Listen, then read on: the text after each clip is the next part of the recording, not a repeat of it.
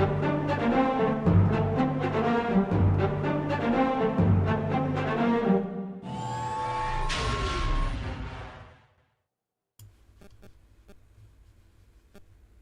evening, Jedi Knights and Sith Lords, and welcome to the Star Wars Artifacts Show. I'm Dominic, aka Lord Doom, and I'm with my friend Eric, aka Smart TV. How are you doing tonight, my friend? Doing good, good, good. Cannot complain. Excellent. We're 3 minutes late. A quick Sorry about computer that. technical difficulty right before, but Yeah. we got it going. So yeah, everything's good on my end. Can't complain at all. And you?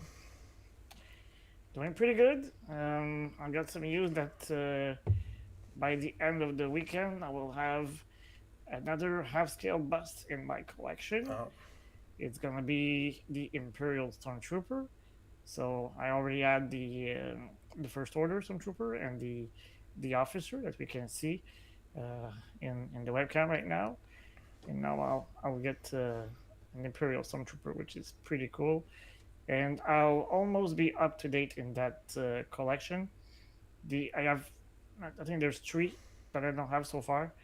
There's the very first one. It was Mando with his first armor, the red one. yeah. And then there's a Avina Von Reg, TIE fighter pilot. She's one of the characters in the Squadrons game. And the other one that I don't have is Boba Fett's No Way Out version, which is from the comics, where when he painted all his armor all in black. Hmm. So that's the final three pieces I won't have. And the next one to be released by Gentle Giant slash Legends in Three Dimension from the Diamond Select is gonna be Bo-Katan's bust, and I'm pretty pumped to have it in my hands because it's gonna be one heck of a statue for sure. I'm assuming And she's got her helmet on. yeah, she has, yeah. Okay. So the other thing that is coming my way is the Phase 2 Clone Trooper helmet from the Black Series. So that's going to be pretty neat. The only helmet missing is going to be Phase 1, but I wouldn't expect that anytime soon from Hasbro. I assume that they will make sure to make enough money with the Phase 2 elements first. We already know that they're gonna make a Ahsoka Trooper version for Christmas. I saw the Or around Christmas. what was it on Butsik Kaya had the clone or which one I saw he announced was in the Black Series helmet or something. Yeah, that's the one. That's the Okay, one coming yeah. my way from Kayabutsu. Okay, yeah. So okay. Steve sent me a text message because he knows that whenever there's one coming out, I usually buy it. So he keeps me posted. So Nice. and he had a customer who lives nearby from where I live, so he gave it my merchandise, and it won't be too hard to acquire the merch during the weekend. So Okay. he lives like 20 minutes from my place, so it's gonna be pretty cool. My collection hasn't grown. I've been fighting, not fighting, but I've been going back and forth with Disney, as we were just talking about with my holocron, my Sith holocron. Yeah. But I'm not going to get too much to that story, but they're sending me another one again. I'm having issues with the one that I have here. I have Nico Crank that was nice enough, graciously enough, got me some gear. Now I'm becoming like you. I'm getting people to get me some gear at Galaxy's Edge, but Yeah, you're building your own smugglers network, right? well, it's and also like we ordered together from Etsy that thing for the Camtono and all that stuff. So anyway, I'm excited to get the Camtono. Just looks so bare when there's nothing in it. That's true. So I'm probably gonna, I don't know if I'm gonna Velcro or glue that kind of thing in there. So just because the thing is, I'm worried that when you pop it open, that everything's gonna start moving around. So that needs that shelf in there to be a lot more stable. But anyway, True. I've also got a lot of other little projects I've been thinking in my head to start decorating. Get rid of this. And as much as I like my Millennium Falcon background, it looks nice on the screen, but it's just a green screen that I keep putting up and down every week. So I'm gonna try to get a real background, kind of like you have, and try to All decorate the back right. and get something going. But that's an ongoing project. But Cool. so we'll get into the episodes. But there are two announcements that we're gonna have right today, Yeah. without giving anything So away right away. true. We're gonna break down episode 9, and before we switch to episode 10, we'll make a first announcement. And after we review episode 10, we'll make the second one. So before we start, just want to say hi to Marika, who's on the chat. So thanks for joining us tonight. And well, without any further ado, I guess we can start. So the match travels in the Marauder to a desert planet, and they decide they're on a mission for Sid, and they go to an Ipsian mine that she just purchased. So Was there a that's name for the planet where they were going, or no, there I is don't no remember hearing name anything. Yeah, for that planet. Yeah, it's got some. Looks like a little bit of like a Dothamir, except with a little bit more sun, I think, and but it's got that yeah, a red lot kind of more look. sun. Yeah. Let's read it. Yeah, it looks like the Grand Canyon, but in this much larger scale. Oh, you know what? Maybe we should mention that. Um, we kind of reviewed the way that we were doing I guess our breakdown of the episodes, and probably a little bit obvious we were kind of following a little bit more of a script and trying to be more, Hmm. I guess, structured. But now I think we're just going to improvise a little bit more, and I think we have more fun exchanging our own opinions on things rather than True. just kind of like break down word for word what's going on. So feel free to join in and give your interpretations of the things. I mean, I've got a few observations I made the last episodes, and Dom as well. So Hmm.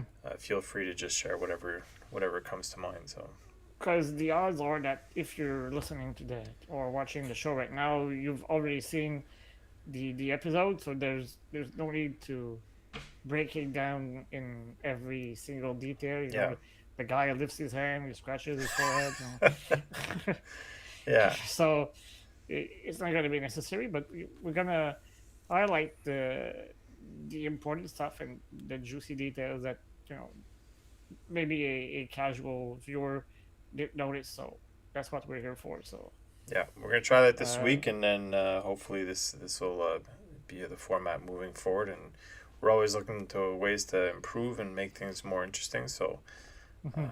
without, again, like you said, let's continue with this one. So you were talking about how they landed here for Sid's mission. Yeah. So when they land, they talk about what is Ipsium, which is another mineral that has just been added in the Star Wars universe. And apparently it's a tremendously valuable mineral when refined. And it's the inconvenience is that it's highly combustible. So, So you never heard of it uh, before this nope, episode? never. Okay. All right. Well then, yeah. If you've never heard of it, then it is new. Yeah. Well, as far as I'm aware of, Okay. I'm not the living incarnation of Wikipedia, but after a little research, I couldn't find anything else about that. So, Um, and well, the team decides to split. Hunter and Tech go inside the mine, and Wrecker and Omega stay outside to watch for intruders. And in the beginning, Tech says, "Well, we need Wrecker inside, but Hunter doesn't want to leave Omega alone outside, and B, with the absence of Echo, they're kind of a man down, so uh, they don't have the choice to leave Wrecker out." And speaking of Echo, well, Omega is still hurting from the previous episodes when we learned that Echo was sticking around with Rex. So she misses him, but and if we go back to what you said, like Hunter, I mean, obviously he's what we see here is that there's someone, meanwhile, that's yeah, taking a look at all this going down. So we know that they're being observed watched. by Hmm. someone. We don't know who. So I mean, Hunter's instincts were right to be to do so. And, Cautious. yeah, Hmm. exactly. So at some point, Tech asks Omega to come inside and help them. Uh, so she leaves the Wrecker outside. But we go As you can here. see, If yeah, this is what you were talking about. She's like a little depressed, and this is the part and we kind of chat about it before. Like mm-hmm, the scene cuts to her, and she's like playing with a rock in her hand, and like I'm almost starting to like. I feel like we spoke about this last episode where okay, we're kind of talking about how maybe they're alluding to the fact she might be force sensitive with was it Gunji when they were at the when they tree were or something? praying, Yeah, meditating on the tree. Yeah, exactly.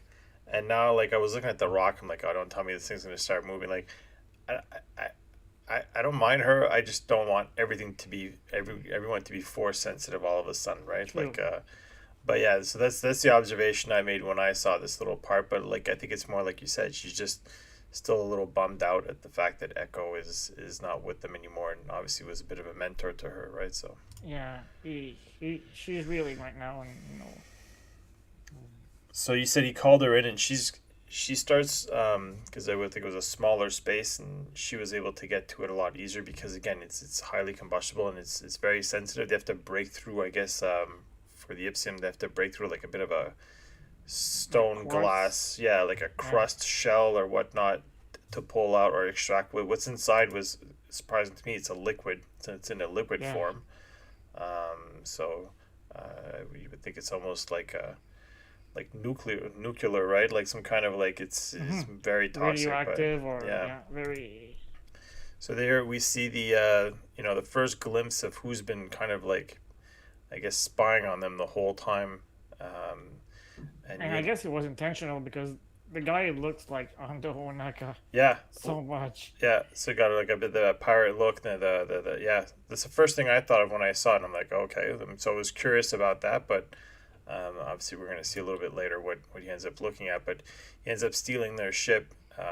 And as Hunter like caught on right away, he heard in the distance something was going on, and it just flies away off into that kind of like dust storm or sandstorm that we see forming a little bit earlier in the episode. And Hunter at Yeah, that point and didn't seem too worried. He said it was moving away from them, but as we see shortly after, that's not the case. So yeah, I think Tech adds that like the clouds and the storms are not traveling in a regular pattern. So yeah, that's why they didn't expect the storm to be coming their way. And the ship was stolen under Wrecker's watch, and Tech never misses one to put it in on yeah. but to put the blame on Wrecker. So He's got a little bit of a. I mean, I think it's an extreme comparison, but like when you watch The Big Bang Theory, like Sheldon, like mm-hmm. the kind of like a little bit disconnected to, and as we're gonna see again a little bit further, but a little bit disconnected to like tact in approaching, how you say stuff to people. Like he's just kind of like almost emotionless. He just kind of states the obvious and speaks his mind without really thinking twice before how it Yeah, can affect other people. So, and Tech says, "Well, you allowed the ship to be stolen," and Wrecker said, "Well, you had to land somewhere out of sight, yeah, and yeah, that's because it's like a ping pong match yeah. between those two." So then they go off. I think it was Omega wanted to make sure that they go in and find the Marauder as this, their home, and she didn't want to leave that behind. She thought it was, they should go off and look for it. And I think it was the Bash needs to walk 40 clicks to reach a spaceport. So they're walking in like this kind of, how would you call it? Like a Canyon. canyon, yeah, in between a Yeah. canyon, and all of a sudden anyone who's seen The Lion King would probably get the flashes of that. Yeah, exactly. There's a big trampede of a stampede of it looks like some kind of like elk looking kind of animal of some sort, which they get away Wildebeest, from. something like that. Yeah, Yeah. exactly. And the Um, Ipsium actually it was funny, and I thought this was kind of like cold as well, is that the Ipsium kind of falls and Wrecker's trying to jump up the rope, and then I think Tex says, you gotta save it, right? He goes, well, what about saving myself? He goes, well, the thing Yeah, is, true. he goes, if it blows up, we're all dead anyway. So he was up the rope, he was safe away from the animals. He had to go jump back in and Mm-hmm. actually go back and get it. which coincidentally ends up being not too good because they once they find another door like a port door like they had originally found. They get through in there, but with all the commotion of that by this time, I guess it was a sandstorm that caught up to them. Yeah. The Ipsum ends up blowing up anyway and trapping them inside the cave. So I don't know if you want to Yeah. talk to this, like what was going on here, but I mean, there was quite a weird moment between Omega and which continues Omega and Tech. So Yeah. So Tech continues to react like I don't want to say a machine, but it's almost as if he was a machine. He doesn't show or display his emotions like the rest of the match. And Omega insists that they should really put emphasis on finding the Marauder. And folks are saying, well, not folks, but Tech is saying, well, this ship is probably lost forever, so we'll have to find a new one. And it kind of triggers Omega because not only she's not over Echo's departure, but she lost the only home she only knew. So yeah, after Camino, basically yeah, she's always lived on the Marauder, right? Like so. so for her that's home. So uh, and Omega does not accept that they will have to acquire a new one. And uh, they get into some sort of an argument. And well, she says they lost Echo. They want to lose that as well. Tech replies that the badge existed before Echo, which is true. Yeah, he says we were a Uh, squad before Echo, and we'll continue to be after him, which was a little yeah, cold and it's funny because when he said that, I was like, I'm doing math in my head. I'm like, wait a minute, they're only three, and I'm like, oh yeah, I forgot. you forgot about Crosshair, right? Yeah, exactly. So, but it's easy to forget about him. We haven't seen him True. in who knows Since how episode long, right? three. Yeah, which just kind of sucks. I wish he was a with some of the episodes I would consider a little bit of a filler that I think they could have Mm-hmm. fit him in, but it is what it is, right? So So anyway, the argument ends up with Omega saying that she wants some alone time, uh, and she just walks away and finds herself a little quiet spot. and ends up coincidentally seeing light through like a little hole and finds more of the Ipsium that they were trying to mine. So she breaks through, and then I think it was Echo afterwards, after discussion with Wrecker, who says, you should be talking to her. And he said, well, she said, again, like they kind of like disconnected, right? He goes, well, she said she wanted to be alone. He goes, yeah, well, it's not really, you should still go after her and speak to her. So he goes looking, and then he finds her um, in that little kind of crevice there, looking for more Ipsium. Goes in to help. They're mining it. He's got some kind of those the tubes to kind of collect the Ipsium, and then Yeah, she falls out into a hole. And this is the first part where you could see a little bit of I mean, I don't have a picture of this, but when she falls down that hole and ends up in the water, he didn't even like hesitate. He jumped in right after her. yeah, mm-hmm. So I thought that was kind of cool, showing that a little bit more of a father He figure. cares, Yeah, right? exactly. Um, so they make their way to the edge, and meanwhile, like they've lost contact with Hunter and Wrecker, but they're trying to get in contact with them, and they're having no success. And then Omega finds like another light in the wall and realizes that they can break out of this cave finally. But after If a only they while, can get a little bit of Ipsium now. exactly. So Tech finally gets in touch with Hunter and Wrecker, and Mm-hmm. he says, "You got to come down here, bring the Ipsum that you have." And he basically tells them, you're gonna have to jump down and chase after us into the river, which they do so. Which makes Wrecker very happy. Yeah, but in the meantime, while they wait for them, I'll let you talk to this, like the conversation that they were having here. Yeah, I think that's the high point of the episode. So it's basically two people who reacts to things differently. And finding or creating a bridge between them. That's how I saw how everything evolves in at that moment. Tech says that Echo and Crosshair have chosen different paths, and well, they need to accept it. It's It's like, when I guess when parents divorce or something like that, it doesn't mean that they don't care about the kids anymore. It's just that Yeah. they're going their own path. So he also adds that even though he doesn't show uh, his emotions, and make them loud and clear, it doesn't mean that he doesn't care. It's just that he processes moments and emotions differently. So Which is kind of I funny guess that's. because I've personally, like myself, like I've gotten people who say that once they get to know me, they're a lot different than what they expected. Because I mean, Hmm. I don't know if it was that resting bee face there that they call it. But like I'm not usually all very smiley. My kid is not like that as well. Not very expressive. So like it seems like we're very serious, but like all you got to do is exchange a few memes with me, and you'll see how probably twisted and weird that I could be. But it's the same thing. Like a lot of the times, I'm so busy overthinking stuff that it's hard for me to express it. And it seems to be the same thing with Echo. In his case, he's always over calculating stuff and analyzing that he's not being not showing his emotions. So yeah, like you said, it was a key scene for this, and finally, I think she understands him a little bit more, and I guess maybe he understands the needs of like kids as well, right? Like Hmm. what he's with. So very interesting scenes. Then you got Hunter and Wrecker that catch up, get the Ipsium, put it up near the hole, and it takes a very accurate shot. Wrecker was obviously the one that wanted to shoot, but he's a little bit more Speaking of shot, that's a nice shot you got yeah. there. Wrecker's a little bit more reckless. I think Echo says it has to be perfectly calculated, or else it'll trap them in the cave once again.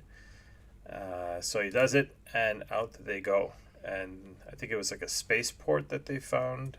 Yeah, they see a spaceport in the horizon, and they're like, well, we'll just have to go there and ask for help. But the spaceport ends up being abandoned. So thankfully, there's like a huge antenna in the middle, and Tech being the cool the cool guy that he is, he fixes it, and they're able to contact Sid. Uh, but she ends up saying that she's too busy Yeah, to come pick them up, which kind of refers to what was his name? It was Malchi, yeah, the tug in the Riot Race episode. So yeah. he ended up saying that sometimes it doesn't go both ways, and I guess we have our first example over there at that moment. That's you know uh, she doesn't seem to care, and the batch even have to remind her that they helped her regain her parlor when Roland Duran took it as the Varodian from season 1, and they also help. That's it's Milegi, the name of the guy. It's not Malchi, it's Milegi. So uh, that's the guy. So and they helped her clear her debt.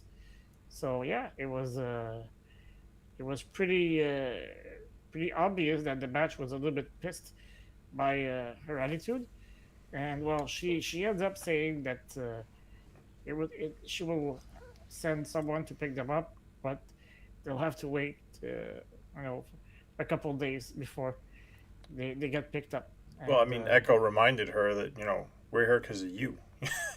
You yeah, sent us on this, and all of a sudden you don't have time for like I'm sure when we come for the Ipsium, she'd be all over it, right? So hmm yeah, it was a little bit gutless, a little bit cold, but I mean, she came to her senses, and I think that that's what she's been struggling with. I think throughout the whole series, right? Like just being a little bit more compassionate rather than that cold blooded yeah, kind of like thug that she is, I guess. So, and I guess it pretty much ends that I think it was Omega that said um, when Wrecker asks what are they going to do, she replies that they'll figure it out like they always do, and that's when I realized at that point that this was going to be a two-parter.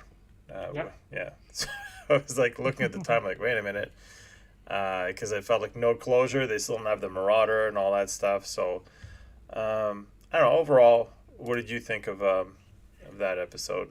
Well, obviously, I kind of prefer the other two-parter we had just before that. Yeah, There was so much story development during those two episodes. that I kind of felt, a little bit down watching this episode, and unfortunately, the following episode doesn't help. So Yeah. I was a bit disappointed. I would have preferred to begin seeing what happens with the clones and the stormtroopers and the transition and everything. But I think it's important to see that the batch is fighting their own demons as well, and they need to figure out some stuff to become an even better unit, I guess. So by I having those discussions between them, they're evolving, and they're becoming tighter knit, I guess.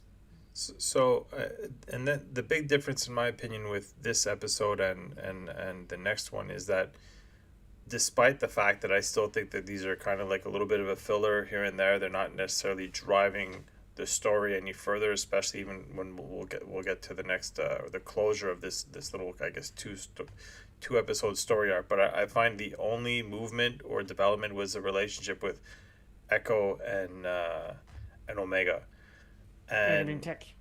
sorry, yeah, with Tech and Omega, and Mm-hmm. I find that like they wrap that up, they have closure on that, and then in the next episode we don't have that at all, which Mm-hmm. we'll get to. But there's no other little sides. So there's Well, a little bit more action going on, but I find that there's no, I guess, intergroup relationship development. mm-hmm. So yeah, that's why I think that that's what was lacking in the next episode. They just close the loop on what's going on now to find out what Yeah. happens with the Marauder, but I guess we'll find out what happens in a few seconds. There's Relevant Studios that says, "Good job, guys." Thanks, Steve. Yeah, So, nice to have you around. so did you want to get to the first? First Uh, news, yeah, the first first news. announcement, I should say. Yeah, let me just hope it's the right picture that's there. Whoop, it's not. So I'll What let it you is. announce it. Well, I've been working with a communication agency for a couple of weeks, and well, I got the news like about 2 weeks ago, more or less. But I just want to wait until I would get like a first email or first confirmation before we could let you guys in the loop. And the good news is that Star Wars Artifacts is now considered as media with Disney Plus. So what the heck does that mean? You're gonna ask. Well, more work for us? No, I'm just kidding. It means that we're gonna be able to offer you more exclusive content that will be, you know, transferred to us by, well, thanks to Disney Plus. So press kits will be invited to screeners, press conferences, and stuff like that. So we're going to be able to provide you uh, new posters. Maybe you saw yesterday I posted like announcement from a red carpet when they were talking about In London, I well, think. yeah, in Yeah. London it was an exhibit that was opened for the Mandalorian, and then I got the three posters for the Mandalorian as well, season three. So those are the kind of stuff that I'm gonna receive on a regular basis. And well, I mentioned screeners, so we should be allowed to see the episodes in advance, and we'll be able to provide you guys spoiler-free reviews and well, of course, reviews with spoilers as well. So we're gonna be able to provide you guys with some videos and a lot of content that we normally would have been able to give you. So to some, it might not be big news, but to me, it's some sort of an accomplishment. You know, when I got my first email, that was saying, "Dear media," I was like, "Whoa, okay." it kind of hit me at that moment, So it's pretty cool, and I can't wait to reap the benefits of that for you guys because I'm not doing this only for me. I'm doing this to provide the Star Wars Artifact community the best content as possible. So, And uh, having our early access, I mean, obviously, it's fun to have access to that and to screeners as well. I mean, um, we've received invites for because it's for anything that's Disney related. So as far yeah, as Marvel or even movies on Disney Plus. So um, since we're not, we leave Marvel to the people who take care of the Marvel yeah, content. But what's fun is that yes, we get to watch in advance, but more importantly, we get to prepare in advance because true. we always have to like kind of scour and get our slide. I mean, I work full time job, and Dom is always preparing all his videos and his shoots, Working on the and yeah, reviews and exactly. And yeah, it's never ending shootings. work. So to try to like get together is always a bit of a scramble, and to be able to do this proactively is going to be hugely beneficial. We're going to work. I think we kind of briefly touched on the schedule on how we want to present the, I guess, spoiler free impressions of an episode, Mm-hmm.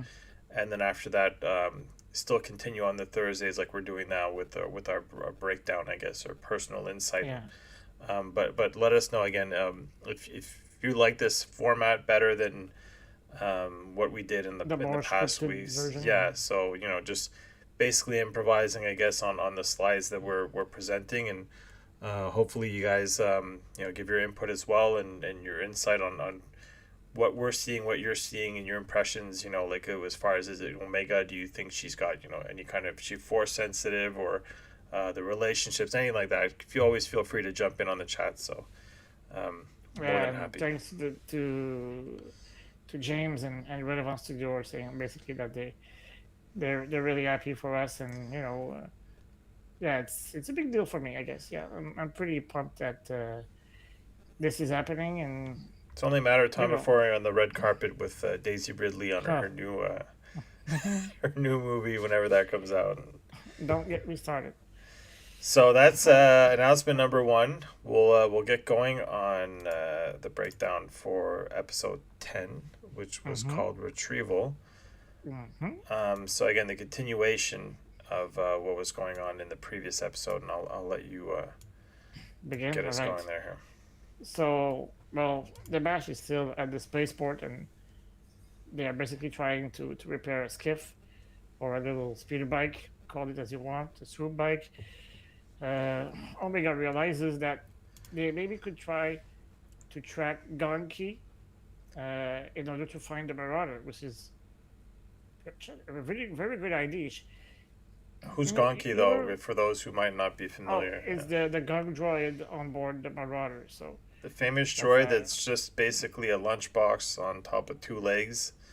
yeah, that Ricker Uh, used to lift up his arm to it's funny because how do like you say it's one of the curl? impressions I have of memories from Galaxy's Edge and Batu is there was a couple of those that I saw, and it's like I don't know, I was impressed when I see that thing for some reason. I had the Yeah. toy of it, the blue one, when I was a kid.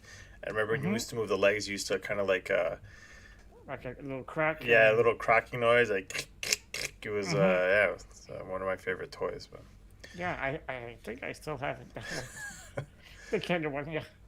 um, so yeah, Uh, Go ahead, yeah. so no, I mean she was trying to. So the idea was like they can't find the Marauder. They could probably be able to track Gonki.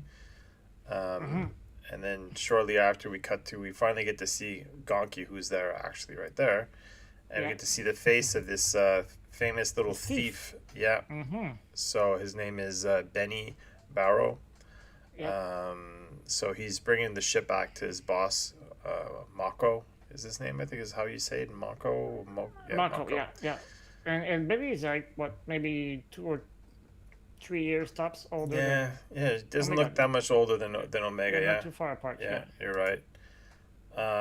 So he does bring back the So ship.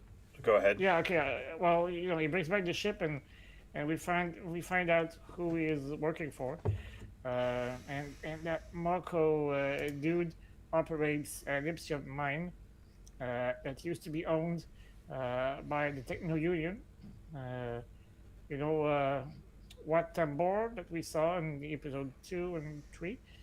Uh, the guy with the little handle on his chest with, that deformed or distorts his voice. Yeah. We see him at the table with Dooku at some point. So uh, that was he was the head of the Techno Union during the Clone Wars.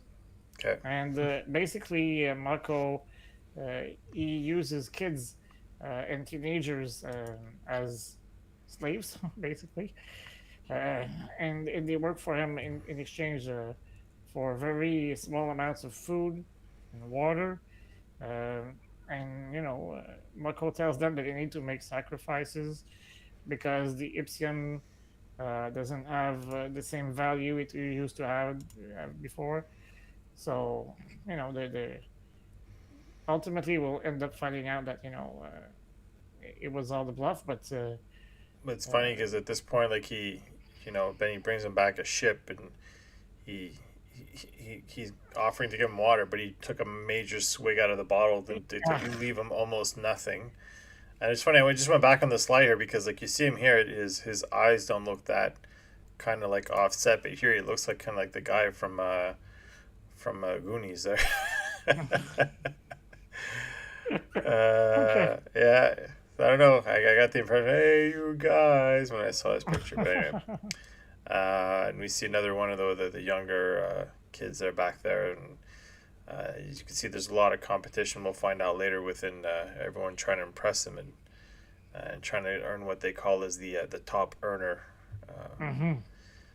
And then after that, Omega finds Gonki, so they're able to find the location of where he is and find their way towards him, and which they do. They find Benny, and when he tries to run away, as Dom said it, he got the clothesline from hell from Wrecker, and continues trying away, only for Omega to capture him and stop him in his tracks as well. So I think Yeah, I like that scene when Ricker just stops him with his arm and is like, "Nope, you're not yeah, going he was going anywhere, to go my on the friend." speeder, and he clotheslines him right off the speeder. Yeah, leaving so soon, my friend. Yeah. So I think So in the meantime, we see that Marco, you know, pretending that the the kids had to make sacrifices, but he doesn't make any sacrifices, as he eats all the food he wants and drinks everything he wants, and he just doesn't care that his worker or ration.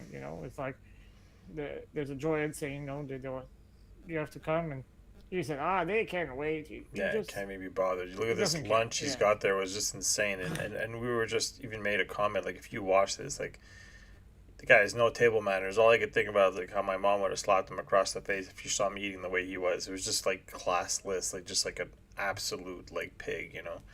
Yeah, Um, he's the same way as that.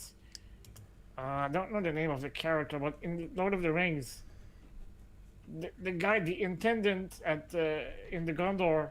I don't remember that. I wasn't a huge fan of Lord of the Rings. I got to admit there, Okay. but I mean, I liked Lord of the Rings, but like I kind of got detached from it after the whole milking of the whatchamacallit, the Hobbit franchise and all that stuff. So I don't have as Mhm. much recollection, but yeah, I think Okay. I know what you're talking about though. But he was So, absolute monster. This guy, and like just really like oh yeah. and it's funny because like going back and seeing how this guy is like the king of all these kids and all these kids living in the house, and this is where I was alluding to before. I didn't tell you what it was. It reminds Mhm. me of Teenage Mutant Ninja Turtles the movie. Okay. Remember the like they had all these kids like that they would run away from home, and like In the Footland, the yeah, Foot Clan, by yeah. the okay. So I remember when they cut to the scene, like they're in like this underground thing. They're all serving Shredder and that other guy, Hmm.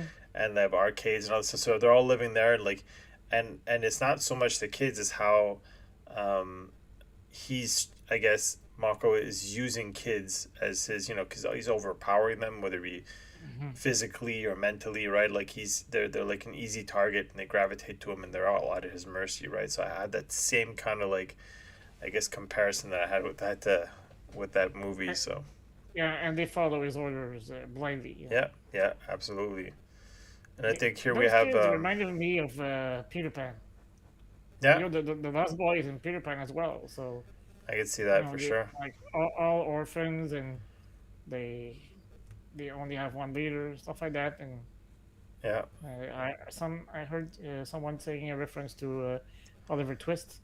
huh. I never saw that movie, but apparently like there's like a this evilish old man trying to exploit some young kids. So yeah, could be some sort of of a nod to that movie as well. Yeah, and feel free if you So guys are on like your impressions or anything as well. yeah, So we have also like at one point, so they made a plan to go and Benny's gonna bring them back to, I guess the Marauder. And he's the way they need to infiltrate. He can't go with them, so he ends up going with Omega because she'll blend in a lot easier than they will, and he ends up speaking to this guy here, Drake, and they're discussing about the top earner the wars. Canadian rapper. Yeah, exactly. um, so they eventually end up catching up with Mako again, and he announces to all the kids that the top earner is Drake, and he gives him a whole big bowl of like what looks like soup or something like that, and he gets to eat his own bowl, and then it was And I guess that much was some sort of a slap in the face for Benny. for Yeah, Benny, or an eye opener, I guess, because brings him a whole you know ship. Like, well, what did the the other guy kid do, right? brought Like, an entire ship with some goodies inside, and the other guy gets to be named the top earner. so I mean, that's I told myself, what the heck did he bring I don't even to know if it's beat so that much ship? that it's so much like maybe he wants to keep Benny down, right? Like, Yeah, it's just weird. So I don't know if anyone else has an opinion on that, but it was just really weird how who knows what Drake brought, but obviously he is it his second in command or something like that, or is it just really to keep I don't know, keep the other like Benny down to a lower level. It's just awkward. And then he ends some up kind of a teacher's pet, I guess. exactly. And then he says like how much he likes to take care of his kids and stuff like that, and he gives them one bowl, and they all have to like you can see them they're all jumping to try to get whatever they can Yeah. scavenge. Like they're all jumping on that one like shows their desperation and their hunger and and I guess that's how he keeps control of them, right? Like by starving them. And then after Hmm. that, he gives them a couple spoonfuls of soup, and then they're super grateful for it. And a little bit later, we see that Omega is like, while they're trying to get to the Marauder, like she has a ration that she could just share with him, and he's like floored. Like it's probably more food than he's had in who knows how long. So, I think Yeah, he's realizing that there's a different way to than do the way things. he's been living. Yeah. So, Yeah. and I think this is what you want to talk this. I think they noticed that Well, the that's mining. eye opener number two, I guess. Yeah. Omega breaking news that the Ipsium is not degrading uh, as as much or at all, I should say. Unlike what Mako was telling him. Marco, Yeah. yeah, was telling them. So that's eye opener number two. But before he realized that, we saw him press on the little on the button on the console, which ended up alerting Mako of Omega's presence. So she ends up being caught, and the rest of the batch obviously decide to reveal themselves. Um, and there's a little skirmish that ensues, and obviously Mako tries to use Omega as a way to have the clones surrender, and uh, at, at the moment that you might think that they're about to surrender to lower their weapons, Benny comes out and says, "Well, you've been lying to us, all that time." And even Drake is like, "What are you talking about?" And he grabs the little data pad they have, and he sees that the the value of the Ipsium is climbing instead of falling apart. So he's like, "Okay, you've been treating us like you know as if we were maggots, and Yeah. you're you're ending up being putting all the profits in your pockets."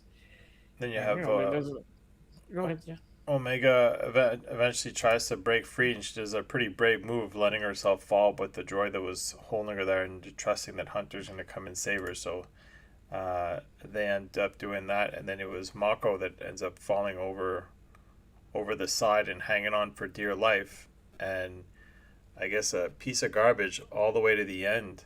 He he was going to try to take Benny with him, and tell him, Yeah, like, kind of like make him regret that he shouldn't, he's still being trusted. But Benny, after all that, and this is the part that I was like, is it because he was so used to having him as a bit of a father figure, trying to impress him? He still tried to save him. yeah, When he was hanging off there, you could see he's trying to help him, and then eventually at one point when he saw that Mako was going to turn on him, he let him go, and you've got a little bit of a, Terminator 2 ending to Mako there. true.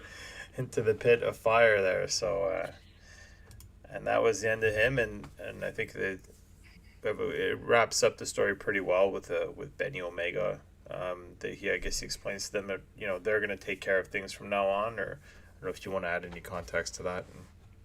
Yeah, well, basically, he ends up saying that he owes the batch one, and that if they ever need a thief, just to give him a shout, and he'll come to help. Which I guess that whole arc was all about. I mean, I'm pretty sure that in the last episodes, we're gonna I get see that at Benny. some point they're gonna need Benny's help, Yeah, and he'll end and up the flying to kids. the rescue Yeah, I wouldn't be at some surprised point. that I think that's the only kind of like plot development that we get through this. Yeah. Is, well, it's not the end of Benny and those kids and Drake. We'll see them again. And we have James is saying exactly what you mentioned before. He says, alluding to the relationship between Mako and the kids. He says, you guys are too young, but what really made me think of Charles Dickens' book and the movie Ah, Oliver's Twist, and good. a bunch of kids stealing for an old man. And I mean, now I'm curious about that. I don't know if I'm gonna go. I have so much stuff to watch, but I'm Yeah. curious about that. And he says he's One enjoying more the new thing to format, which to is do. good. All Um, right. Thanks, yeah. James. But yeah, and So what's funny is when the episode ends with the batch taking off, and uh, I'm wondering, will they call Sid to tell them, well, never mind, we got our ship back, or they gonna let her go through all the trouble and get to the planet? hmm, I don't expect to see a follow up to that, but no, I think you're right. I think we're uh, not gonna get anything out of I, that. I wouldn't be surprised if we feel a little more tension between Sid and the batch, though. Yeah. So yeah, so they head off That's the something we planet, can expect. Yeah. and that was the end of that. But what's funny is that, like, I've never really watched Peter Pan. I've never, I guess, gravitated to it, and the Hmm. fact that you called it The Lost Boys just put into context why the vampire movie is called The Lost Boys. Yeah, true. I had never With even, I Kiefer just, Sutherland, yeah. yeah, I just thought it was like, oh, it's called The Lost Boys, right? But I had never put into context where that came from. But Okay. it's pretty crazy I can only assume that that's what it's alluding to, right? Yeah, true. Yeah. No, So if you want to see one cool Peter Pan movie, watch Hook I've with seen that. Robin Yeah, Williams I've seen that. and Dustin Hoffman. So to me, that was my Peter Pan when I was young.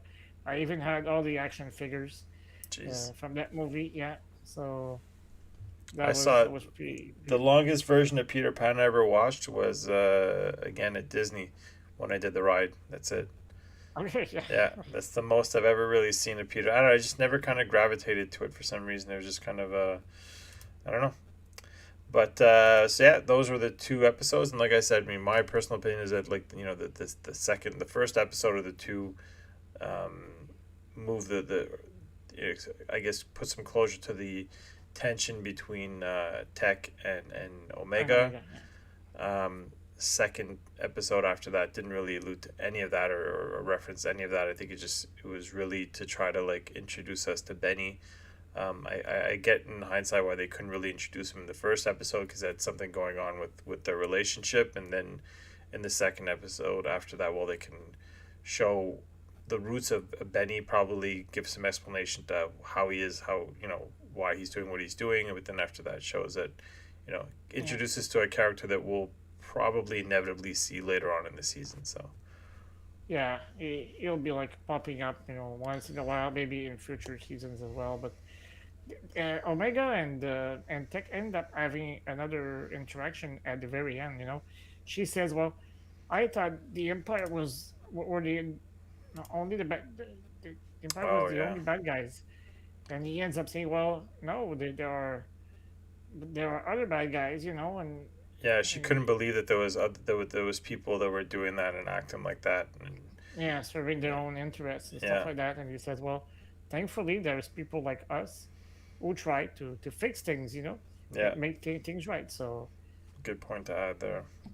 yeah, that's another improvement, I would say, in their relationship. So, So a little bit of time left.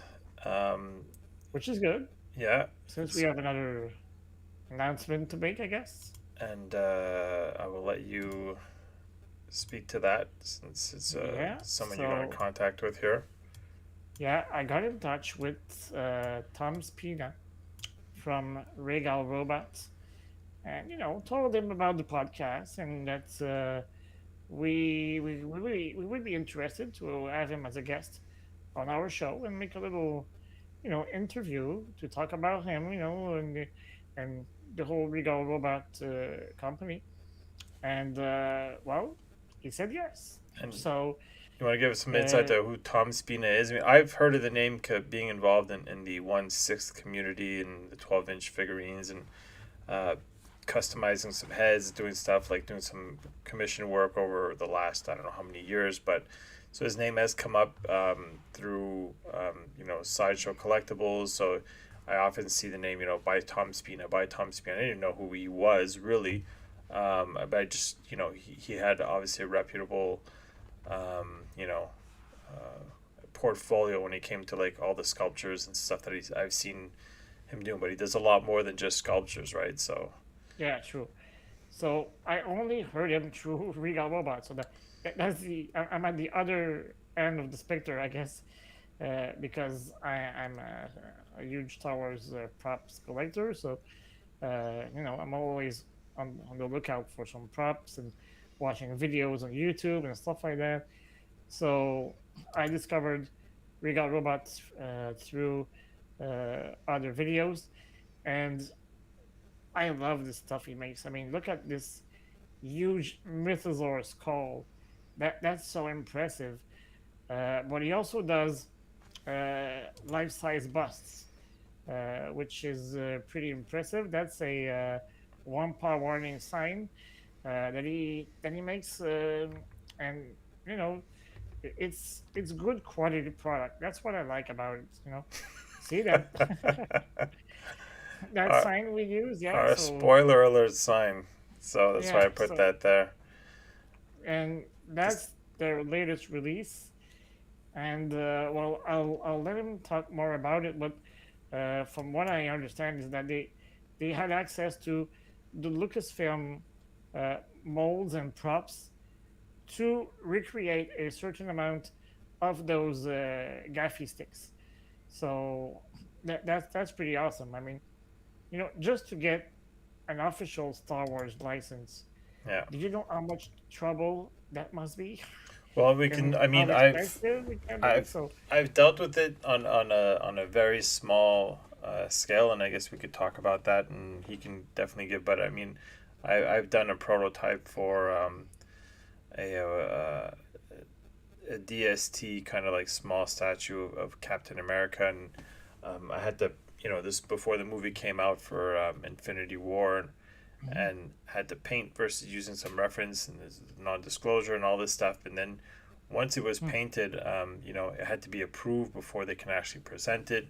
They had to look at it and make sure it's done to their liking, to their standards, and there's so much yeah, approval process to get anything. So all this stuff I can only assume, and we'll find out through him. But like yeah, once you're done, it's not it. You got to send it to someone. They send their inspection, and then they'll nitpick your work and then make sure it's fine before you can release anything. But they're on top of their products. Disney. It's not just hey, I'll make a Disney keychain and release it. Like there's a lot of work, a lot of back and forth before something yeah. True. actually gets out there. Look at this. I mean, Chewbacca life-size busts. I mean, I don't know anyone who wouldn't want to have that in their collection, right?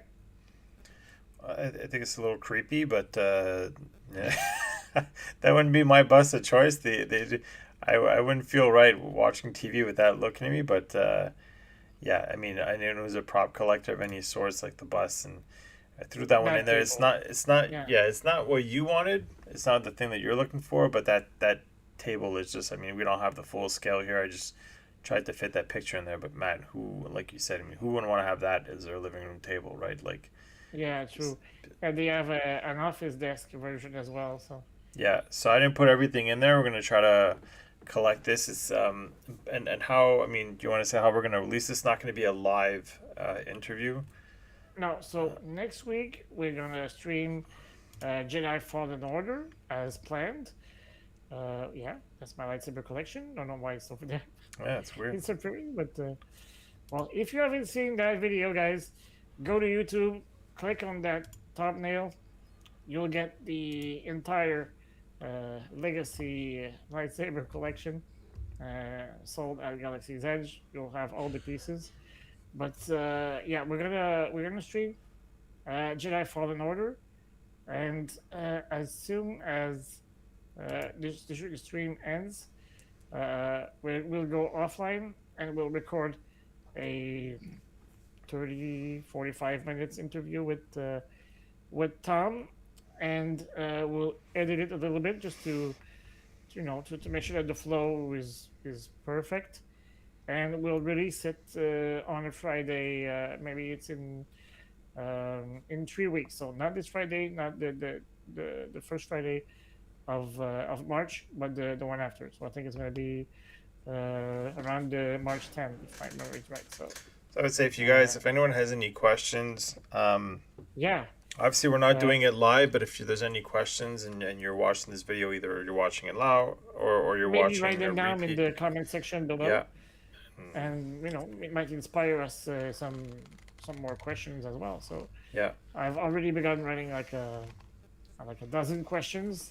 The easy ones that came up to my mind, and but if you guys have questions of your own, I guess. We're already asking for free stuff, so don't ask for free stuff because yeah, no, but that it's Yeah, and you can't send free stuff, and the worst part is that he doesn't have a license for Canada.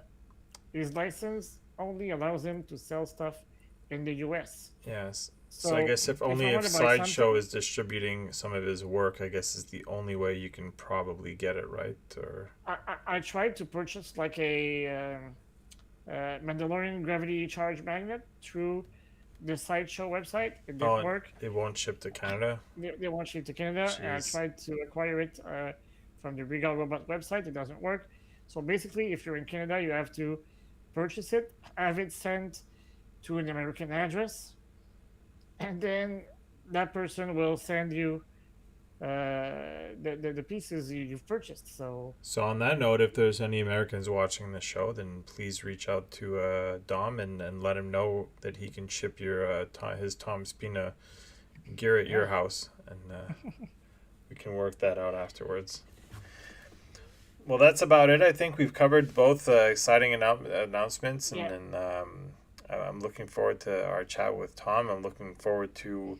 I would assume on any day now we should get our access to the first episode. We don't know if we're getting access to the whole series or just one episode a week, on but a weekly yeah, basis. Yeah. So we're looking forward to that, and that should be good for everything moving forward as well. So Andor season 2, Ahsoka, and all that good stuff, and hopefully get some movies coming out that should be announced. I would assume it Celebration, something that's coming out soon. I hope so. yeah, and I hope we'll be able to attend like virtual press conferences for upcoming products, Disney Plus series and stuff like that. So and if it happens, well, you guys will be the first to know. So We can also look into if considered press, and obviously it's not happening this year. I'm not going to Celebration. You're not going to Celebration, but the next no, one is, I think they're skipping a year from what I'm hearing. They're going to be in 2025, and if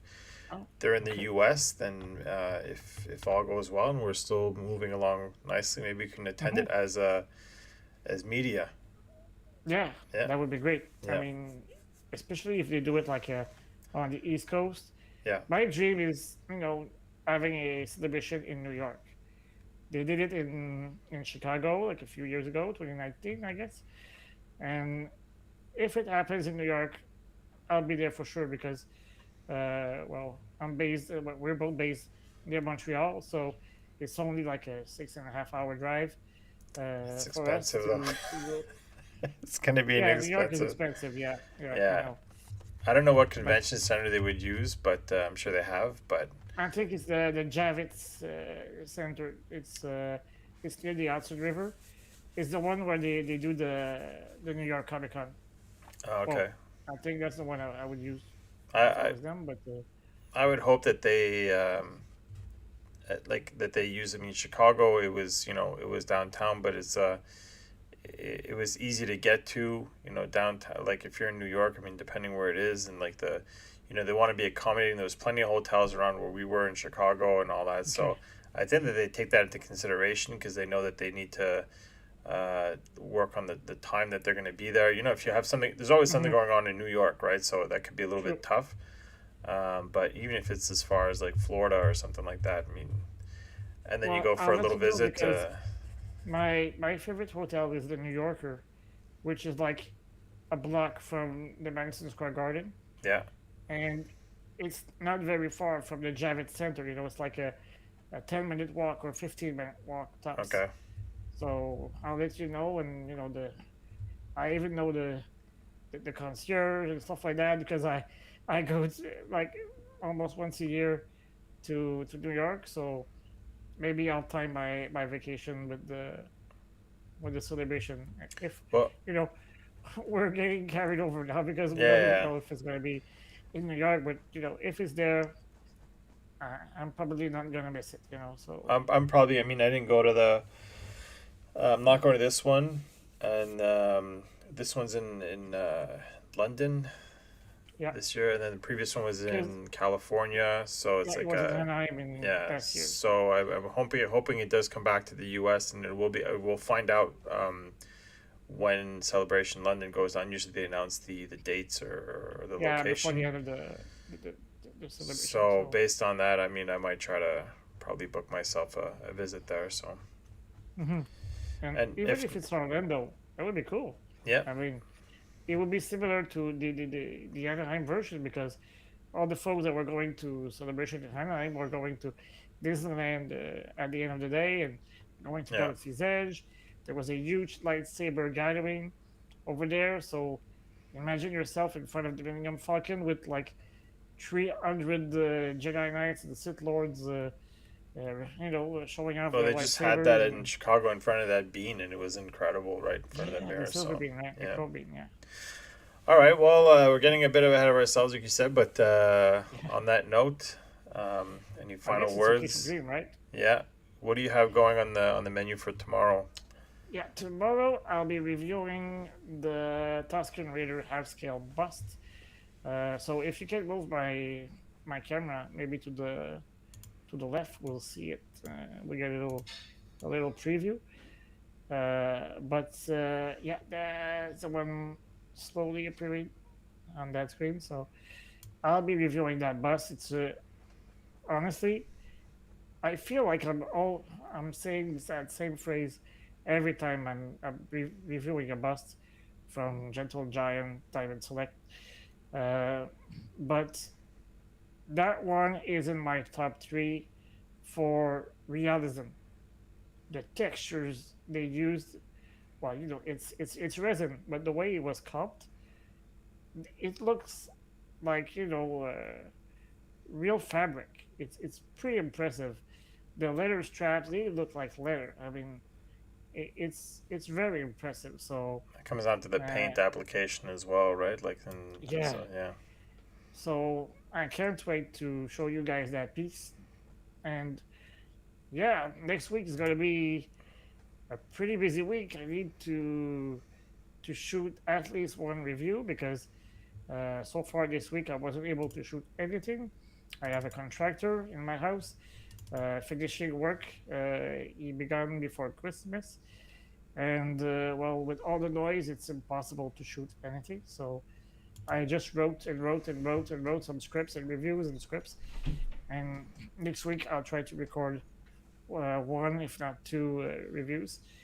And so we're getting Mando on Wednesday, or So even next before week, for us. yeah. So So next week now, I mean, we keep going every 2 weeks before we hit up the Bad Batch. So next week wasn't planned to have any Bad Batch anyway. at Probably, least, yeah, yeah. So we'll probably be talking about talking some Mando, right? is talking Mando, and maybe I don't know, fit in. We're trying to talk about, like we mentioned last week with the gaming. If we want to try to bring that up every once in a while, just Yeah, it might be like an spontaneously, and improvised, yeah. yeah, improvised gameplay. So It's long. uh, Like I mentioned during the stream last time. It's I'm playing it on my own, and my kid actually ran through the game twice. It's pretty crazy, but he's wow, just sitting okay, there. Yeah, but it's pretty long, and especially when you go to Dathomir. So remember when we were talking about whether to go to Dathomir or not to go get the double sided lightsaber? If you just continue your quest normally, you end up getting it anyway. okay, So I had already. So anyway, but Dathomir is long. It's not complicated. It's just massive, underground and okay. all this stuff. So it took me a while. So we're gonna try to do our best. It's still about 2 months before the new game comes out. So hopefully we can try to at least show you get through the story. And I'm trying to get early Because access to that book to try to give that a review as well. But I think at this because the whole point, playthrough is supposed to take like 10 or 12 hours tops, yeah. So I I think. mean, worst case So scenario, we put them on we're and just post already them, 3 or 4 something like hours. that. Yeah. Okay, So yeah, maybe I just got to speed it up a little bit and try to avoid getting distracted. But I'm definitely going to stick to the story. I've seen where it goes, like getting refreshed, so I know. Going to Dothmere would have definitely have been a big mistake. Would have sidetracked us from the okay. story, Well, and we'll keep it like I that. guess And you eventually made have the to right go anyway, decision. right? Yeah, so So we'll be going to Kashyyyk next time, right? yeah, that's it. That's an exciting little scene there. One of the Yeah. highlights. So. And there's plenty of videos if you guys want to catch up. I know that Dom sends them to me all the time, little gameplay videos and tests that there or I guess mechanics that they're showing of like the fighting stance and what for the sequel. For what So I've seen so far, it's pretty impressive. yeah, And apparently, they improved uh, the way you can return to your ship in the God, I the hope new game. so. So Jeez, you won't have just to run the back to the backtrack. ship. Yeah, Yeah. So I don't know how they fixed it, but they apparently they improved uh, that thing. So maybe you're going to loop around and you'll end up returning to the ship through well, they kind of do another that pathway, now, or right? Or is it just like, yeah, or is it just a press a button back to ship? Like almost yeah. every other game has, or you could just go back to Mhm. like once you've hit a checkpoint, you can go back to that checkpoint. The only thing is Yeah. obviously in this game is that like it's almost like a little bit of an Resident Evil where you got to manage your ammo, you got to Mhm. manage your health in this game because like if you rest and then the enemies come back, well, you got to walk through them again a second time to get back to the ship. It's just an Yeah. absolute nightmare. It was really one of the most um I guess one of the parts that like this the most discouraging aspect of the game is like, okay, you're walking, you're going far far far, then you just know you got to Mhm. walk all this way back after, which is it was the part that I guess was a little bad. But again, I'm sure that they've heard more than enough of feedback on that to try to Yeah. fix it. So if it's just a simple warp, then whatever. Or at least make it more pleasant, you know. So Well, I've noticed that in this, like, so a lot of the times, so there's a door you can't open, and there's a door you can't open, and eventually those are the doors that make it easier for you to come back true. in the current version, but it's still pretty long. Yeah. And it's annoying. So, and for some reason, you almost get a bit of a spoiler because you're walking a certain way. You're like, okay, well, this is how I'm gonna have to get back. But anyway, Mhm. digress. So, I would say let's stay tuned for next week. There's going to be Mando. I hope you guys all enjoy the episode when it comes out. And as soon as we get access, we'll probably record like a quick spoiler-free review. Impressions, yeah. So if you don't want to miss that, well, Eric just put the like and subscribe text at the bottom. So yeah, like and subscribe. Hit the bell for notifications. Follow us on Facebook, Instagram, Twitter, and that way you'll be, you'll know what to expect, and you'll know what's new. So can't wait to share new content with you guys and to begin that Mandalorian season 3 and enjoy it with all of you. So All right. hopefully you'll love it as well. And well, I guess that's it. So until next time, thanks for watching, and may the force be with you always. Remember, the Force will be with you, always.